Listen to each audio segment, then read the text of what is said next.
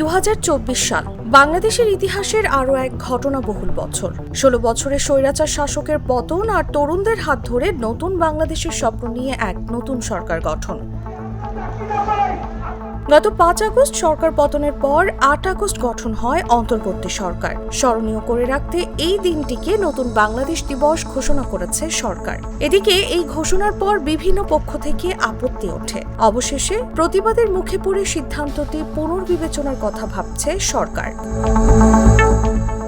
নতুন বাংলাদেশ দিবস এর পাশাপাশি 16 জুলাই শহীদ আবু সাইদ দিবস এবং 5 আগস্ট জুলাই গণ অভ্যুত্থান দিবস ঘোষণা করে গত 25 জুন একটি পরিপত্র জারি করে মন্ত্রিপরিষদ বিভাগ। তবে এই খবর প্রকাশের পরপরই আপত্তি জানান গণ অভ্যুত্থানে নেতৃত্ব দেওয়া শিক্ষার্থীদের কয়েকজন।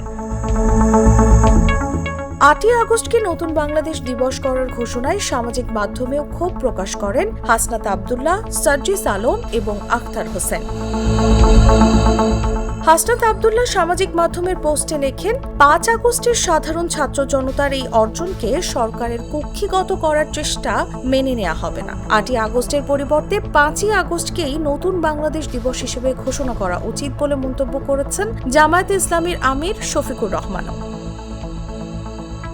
এমন নানা আপত্তি ও আলোচনার প্রেক্ষাপটে দিবসগুলোর বিষয়ে সরকার পুনর্বিবেচনা করছে বলে জানান স্থানীয় সরকার উপদেষ্টা আসিফ মাহমুদ সজীব ভুঁইয়া।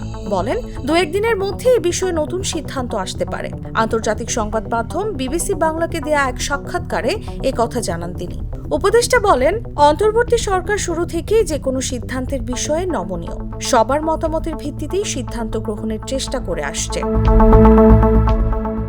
সরকার গঠনের দিন একটি বিশেষ দিবস হিসেবে পালিত হওয়া উচিত কিনা এমন প্রশ্নের জবাবে জুলাই অভ্যুত্থানের অন্যতম একজন নেতা আসিফ বলেন, উচিত কি উচিত না সেটা বলা তার দিক থেকে ঠিক হবে না। 8 আগস্ট ছাড়া অন্য দিবস দুটির ব্যাপারে উল্লেখযোগ্য কোনো আপত্তি দেখা যায়নি।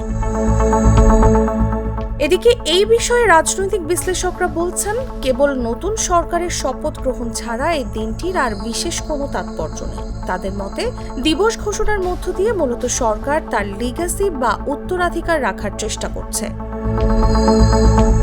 তারা বলছেন, সরকার কাজের মধ্য দিয়ে যদি অনেক ইতিবাচক পরিবর্তন নিয়ে আসতে পারে তাহলে এই সরকারকে একটা ধন্যবাদ দেওয়া যেতে পারে। তার জন্য একটা আস্ত দিবস রাখা অর্থহীন। তাসলিমা তিথি, জাগো নিউজ।